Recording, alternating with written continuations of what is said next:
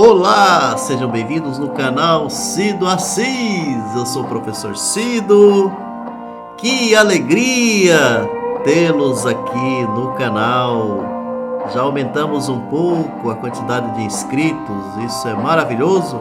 Aí eu vou pedindo, se você está vindo aqui pela primeira vez, que se inscreva aqui também. Vai dando aí o seu joinha, né? Vai esmagando no like, esmaga no like, que aí você contribui com o canal. Não peço dinheiro para ninguém, apenas essa atitude muito simples de você dar o seu like, o seu joinha, que vai ajudar muito. Maravilha, né, gente? Hoje, sábado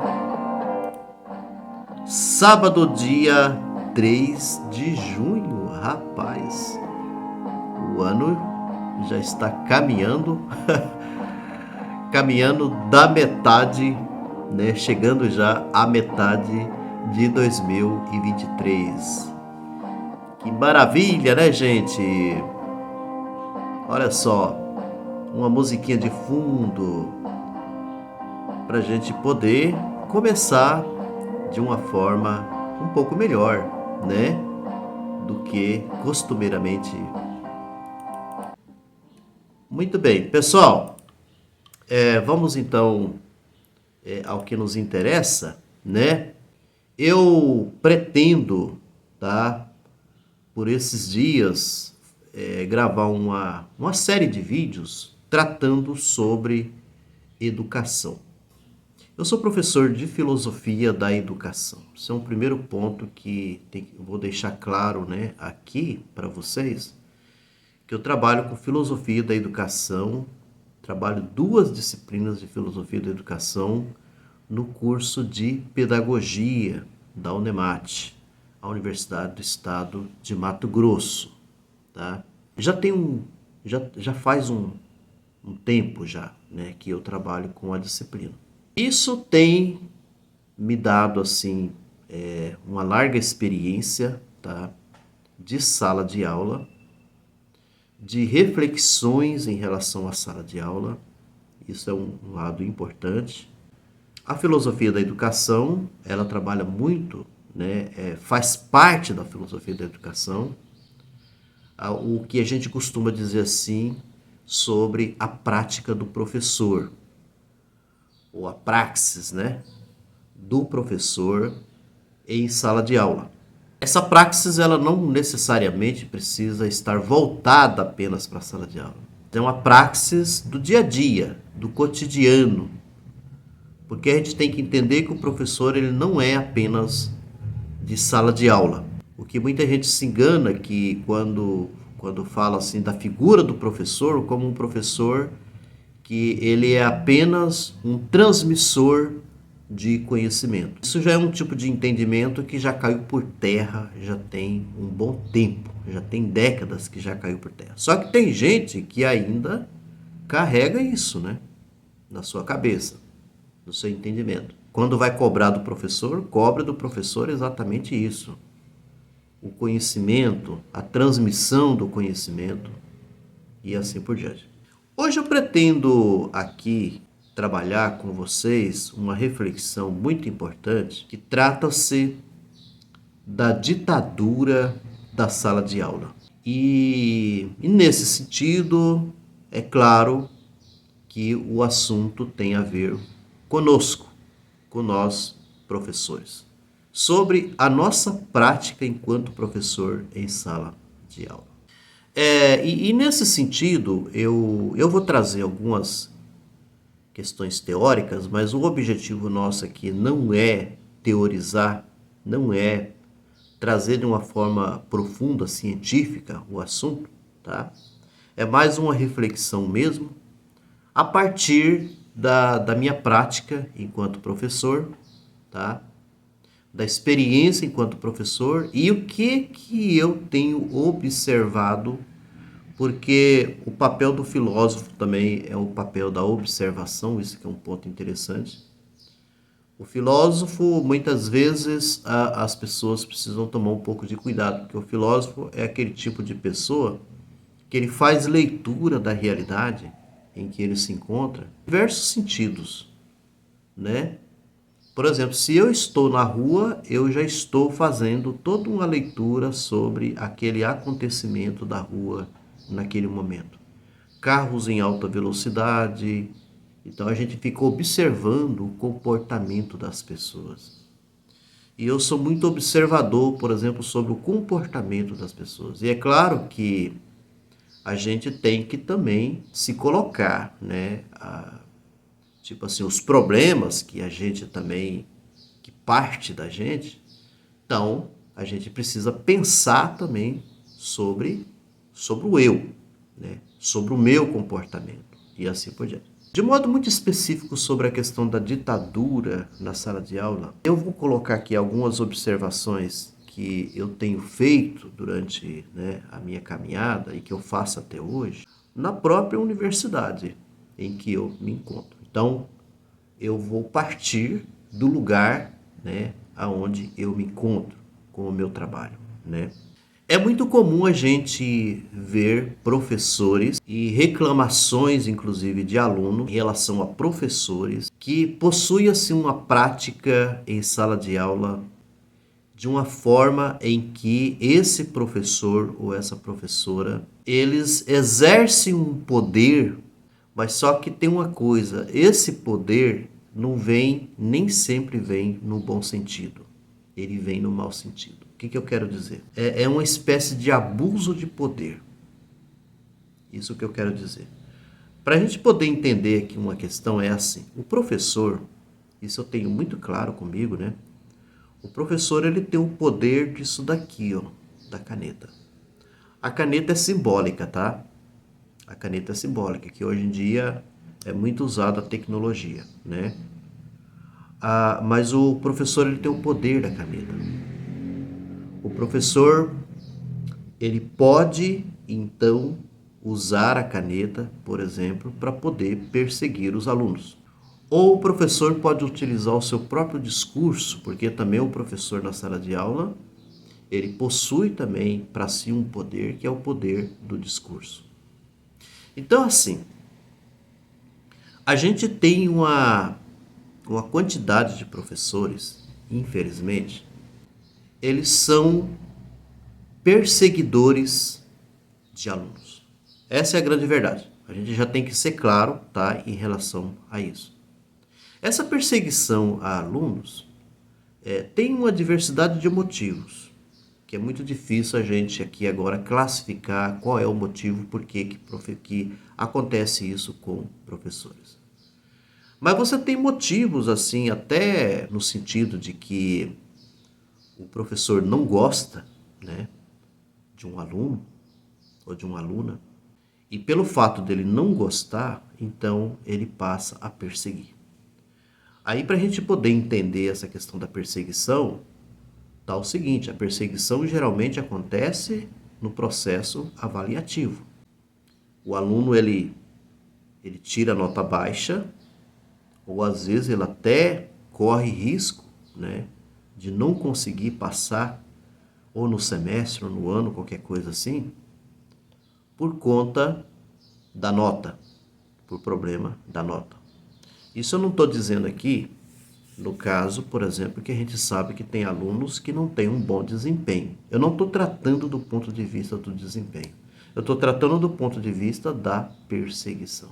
E aí, quando a gente fala do ponto de vista da perseguição, vem também a perseguição ideológica, que eu já percebi que acontece muito isso, por exemplo, principalmente no campo onde eu trabalho, na Unemate, de professores que perseguem alunos por questões ideológicas.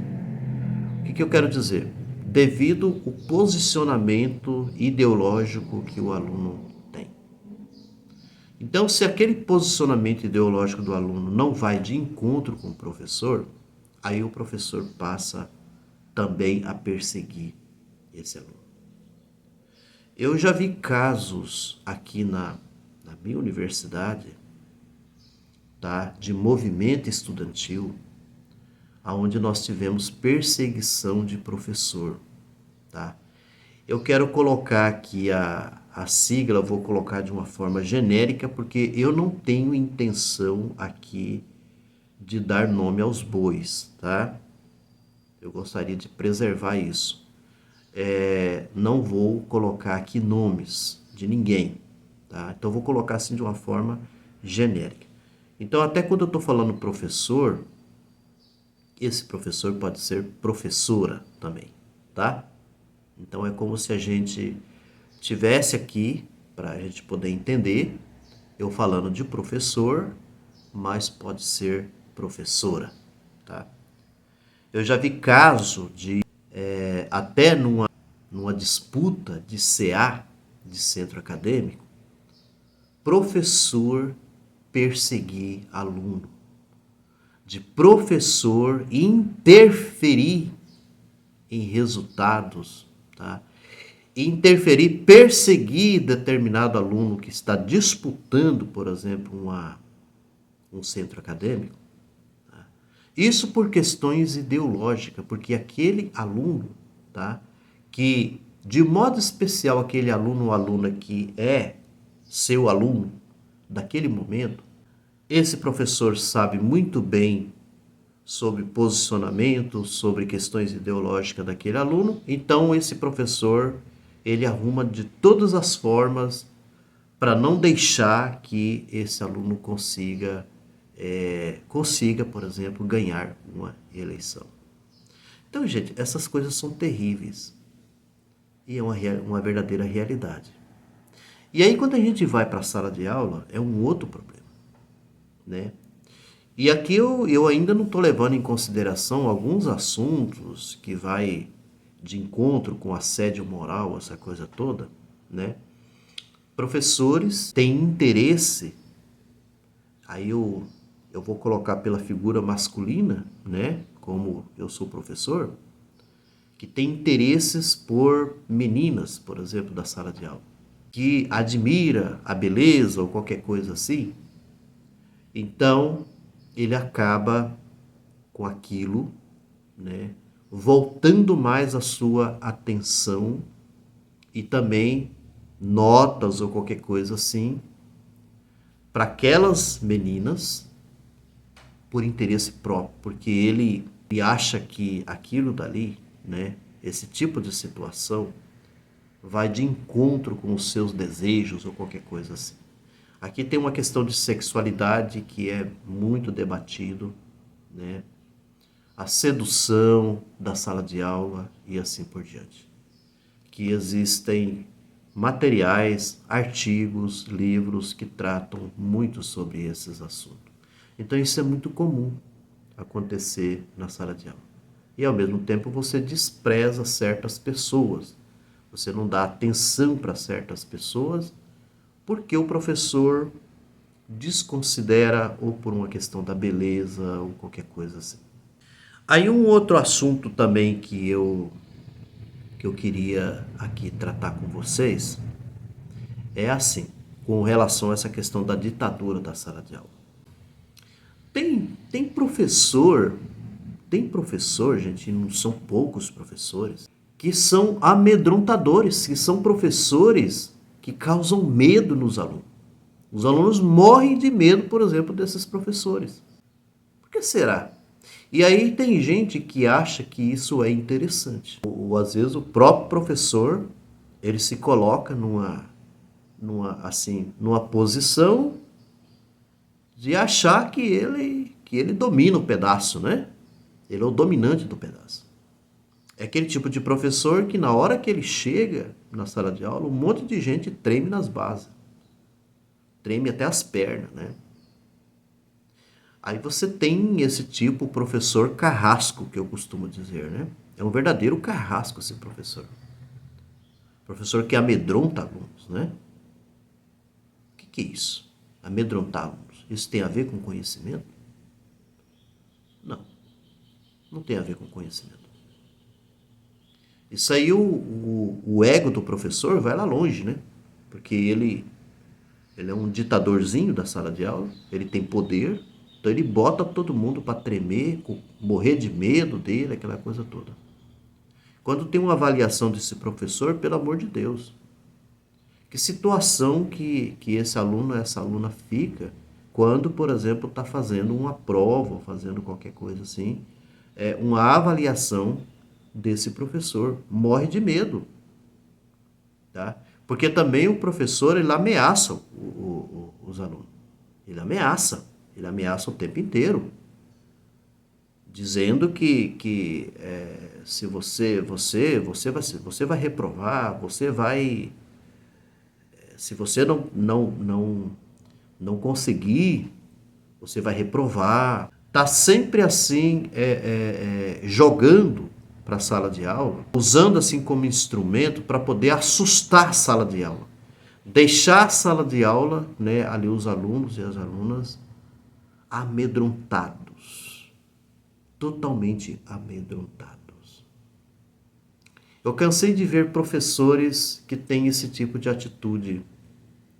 Esses professores que são os verdadeiros reizinhos, né, da sala de aula, os ditadores da sala de aula, que causa medo em todo mundo. Todo mundo fica ali tremendo, morrendo de medo, né, desse professor ou dessa professora. Aí então, falta diálogo, falta uma série de coisas, acaba não acontecendo na sala de aula. Aí o Paulo Freire, coitado, Paulo Freire é embrulhado e jogado fora. A prática, esse tipo de prática de professor ditador, não é uma prática de uma educação libertadora, por exemplo, defendida por Paulo Freire, de maneira nenhuma. Isso daí fica longe, fica distante de uma educação freiriana. De maneira nenhuma, esse tipo de educação é uma educação que vai, por exemplo, libertar o aluno. Porque tem uma coisa que isso foi defendido muito por Paulo Freire e que muitas vezes nós não percebemos isso na prática.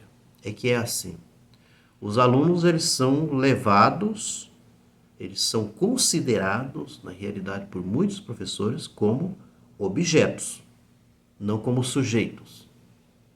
Eles são considerados como objetos.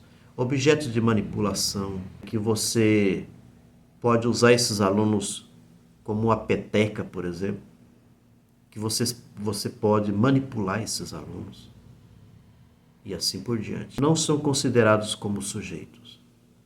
Esses alunos que estão ali, eles, por exemplo, não são considerados como pessoas de carne e osso, de sentimentos, que carrega junto consigo uma diversidade de problemas, problemas familiares, problemas do dia a dia, do trabalho que eles enfrentam. Aqui na universidade que eu trabalho é muito comum, né, nós termos alunos que vêm de fora, alunos que dormem pouco, não tem tempo nem para dormir, alunos que dependem de ônibus para vir, por exemplo, até aqui a universidade, alunos que saem depois das 11 horas, né, das últimas aulas, que ainda vai pegar o ônibus, vai dormir 1 hora, 2 da manhã, no outro dia vai para o trabalho. Esses são sujeitos. Quando a gente olha nessa perspectiva, nós estamos olhando os sujeitos. Aí tem professores que eles querem bater em cima, né? É igual como se fosse uma espécie de uma massa, né? Amassar os alunos ali, obrigá-los, né, a cumprir determinadas tarefas, determinadas obrigações que professores passam, e sendo que desconsidera totalmente esse aluno enquanto sujeito. Problemas que esses alunos enfrentam. Ultimamente eu converso muito com os meus alunos e eu vou cada vez mais percebendo, do ponto de vista da existência, da humanidade, quem são esses alunos. Conhecendo mais de perto esses alunos e alunas, tá? Eu trabalho numa sala de aula onde muitas alunas trazem seus filhos para a sala de aula. Aí tem muitos professores que não se perguntam por que esses alunos estão trazendo seus filhos para a sala de aula. Vocês verem a carga, a dificuldade que esses alunos enfrentam e que nada disso é levado em consideração. E quando eu estou falando assim, gente, claro que eu não estou aqui de maneira nenhuma querendo que professores passem a mão na cabeça de alunos. Não confundam as coisas. Não é nesse sentido que eu estou falando. Eu estou tratando aqui de uma perspectiva, tá? Onde professores exercem do seu poder, abusam do seu poder que possui e aí acaba massacrando os alunos. Acaba, inclusive, traumatizando esses alunos. Alunos que são tão traumatizados que acabam desistindo do curso.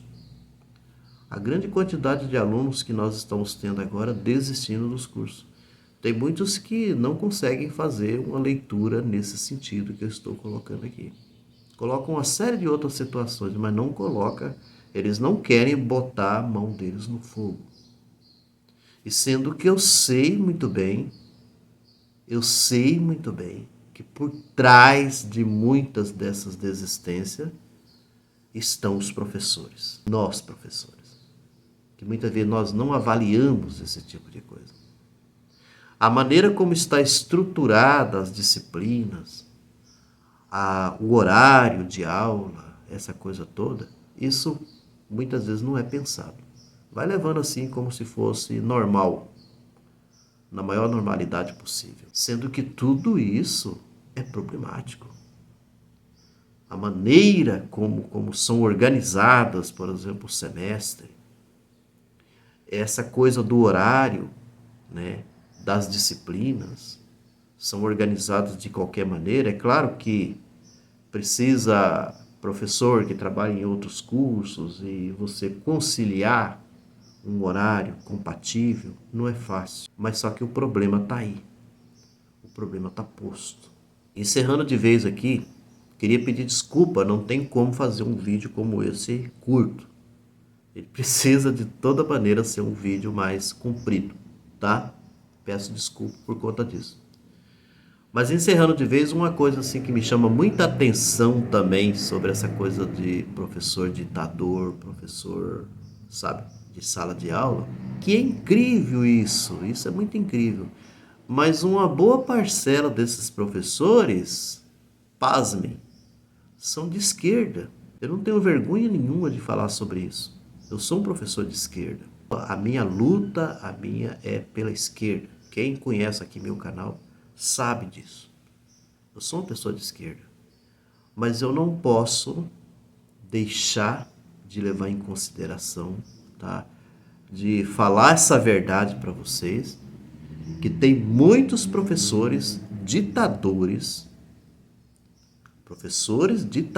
de sala de aula, porque o que acontece? São professores que fora da sala de aula, eles são libertadores, eles lutam pela justiça, sabe? Você olha ele fora da sala de aula, você vê aqueles professores, você fala assim, nossa, esse cara realmente, ou essa professora, são pessoas assim de esquerda, pessoas maravilhosas. Quando vão para a sala de aula, modificam completamente, se transformam, já não são nada disso. Porque ali agora, eles detêm o poder na mão. Quando eles detêm o poder na mão, eles abusam desse poder. Se tornam ditadores, professores injustos na sala de aula, e aí o discurso de fora da sala de aula, do dia a dia, cai totalmente por terra. É a hipocrisia que toma conta aí nesse sentido. E eu encaro muito que sala de aula, professor em sala de aula tem uma conotação, uma consonância com a sua prática do dia a dia. Precisa ter essa conexão da sua prática do dia a dia. Se eu sou um professor libertador em sala de aula, eu sou um professor libertador fora da sala de aula. Se eu sou um professor que luto pela justiça social, eu luto também por essa justiça social na sala de aula. E assim por diante. Gente, é isso. Grande abraço, tá? Longo realmente esse vídeo, mas eu espero que vocês tenham gostado. Eu espero os comentários, tá? Eu sempre estou aguardando comentários. Às vezes eu não dou continuidade em determinados assuntos porque falta comentário. Se ninguém comenta, eu não consigo saber se as pessoas estão gostando ou não. Além da minha irmã, que a minha irmã ela sempre está comentando. Ela não falta. É bem religiosa em relação a isso. Eu preciso dos comentários de vocês, tá? Um abraço e até a próxima. Vamos dando continuidade a esse tipo de assunto. Tem mais coisas aí para frente, tá? Bem interessante. Um abraço e até a próxima.